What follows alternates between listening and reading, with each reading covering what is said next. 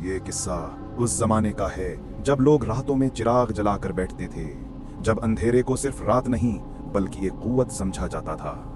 पहाड़ों के बीच एक छोटा सा गांव था। कच्चे घर थे, तेल के चिराग थे और लोगों के दिलों में एक ऐसा खौफ था जिसे कोई बयान नहीं करता था। गांव में एक पुराना सूखा कुआं था। उसमें पानी नहीं था, मगर लोग कहते थे कि वहां कुछ भूखा रहता है। बच्चे वहां से गुजरते हुए रोने लगते, औरतें वहां की तरफ देख ही नहीं पाती थीं और मर्दों की जुबान भी उसका नाम लेते हुए कांप जाती थी। सब यही कहते थे कि जो भी इस कुएं में झांकता है वो कभी पहले जैसा नहीं रहता। इसी गांव में एक खामोश औरत रहती थी। किसी को उसका नाम नहीं मालूम था, लेकिन सब उसे पहचानते थे। उसकी आंखों में नींद नहीं होती थी, जैसे वो कभी सोती ही ना हो। उसकी आंखें इतनी सियाह थीं जैसे रात उसके अंदर कैद हो। वो कम बोलती, लेकिन उसके पास जड़ी बूटियों का इल्म था। बीमार उसे ढूंढते थे, मगर उससे नजरें मिलाने से डरते थे। कोई नहीं जानता था वो कहां से आई और क्यों आई। लोग उसे सिर्फ एक नाम से पुकारते थे, बीबी सियाह। बीबी सियाह हर रोज इस कुएं के पास से गुजरती थी, मगर अजीब बात ये कि कुएं के साए उसकी तरफ बढ़ते नहीं थे। वो खुद साए को देखती रहती थी। उसकी आंखें पलक तक नहीं झपकती, जैसे वो अंधेरे को पहचानती हो, जैसे अंधेरा उसे पहचानता हो। एक अमीर शख्स सरदार नौमान सालों से बेऔलाद था। उसकी बीवी रोते रोते थक गई थी और उम्मीद मर चुकी थी। एक रात नौमान बीबी सियाह के पास आया। उसके हाथ में अशरफियां थीं, आंखों में आंसू और जबान पर बस यही एक जुमला था, मुझे औलाद चाहिए, चाहे मुझे कुछ भी देना पड़े। बीबी सियाह ने उसकी बात का जवाब नहीं दिया। उसने चिराग उठाया और उसे कुएं की तरफ ले गई।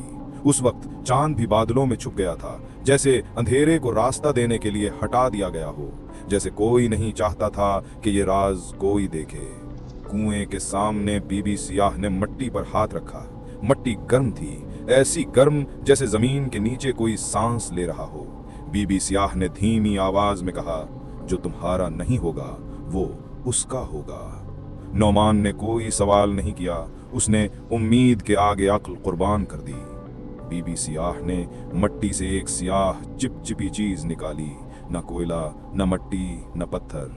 वो कुछ जिंदा सा था जिससे गर्म भाप निकल रही थी।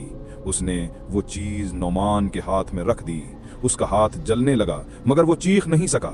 उसकी आवाज जैसे कुएं ने निगल ली हो। बीबी सियाह सिर्फ इतना बोली, ये ले गया, याद रखना ये वापस लेने आएगा। अगले दिन सरदार नौमान की बीवी हामिला थी। पूरे गांव में खुशी की फिजा थी, मुबारकबादें दी जा रही थीं, लेकिन उन दिनों बीबी सियाह कहीं नजर नहीं आई। गोया वो अपना काम करके गायब हो गई थी। 9 महीने बाद एक खूबसूरत बच्चा पैदा हुआ। गांव वाले कहते थे ऐसी शक्ल बरसों में पैदा होती है।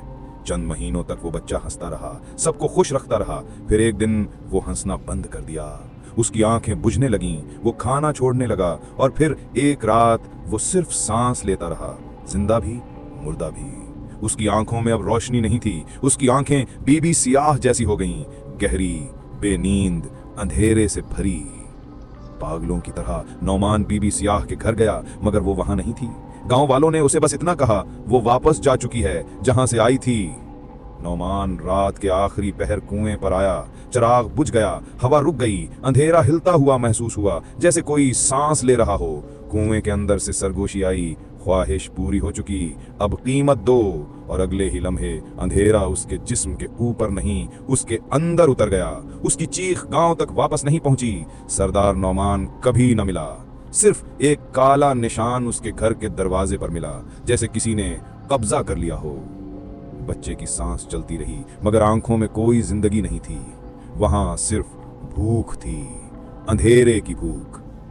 कई साल बाद एक बूढ़ी औरत ने लोगों को बताया, बीबी सियाह इंसान नहीं थी, वो किसी की ख्वाहिश की कीमत थी, किसी के अंधेरे का सौदा। लोगों ने पूछा, ये कौन सी ताकत है? बूढ़ी औरत ने आसमान की तरफ देखा और सिर्फ एक लफ्ज कहा, ये काला जादू है। ये ख्वाहिश पूरी नहीं करता, कीमत लेता है, और एक बार जिसे चुन ले उसे कभी नहीं छोड़ता।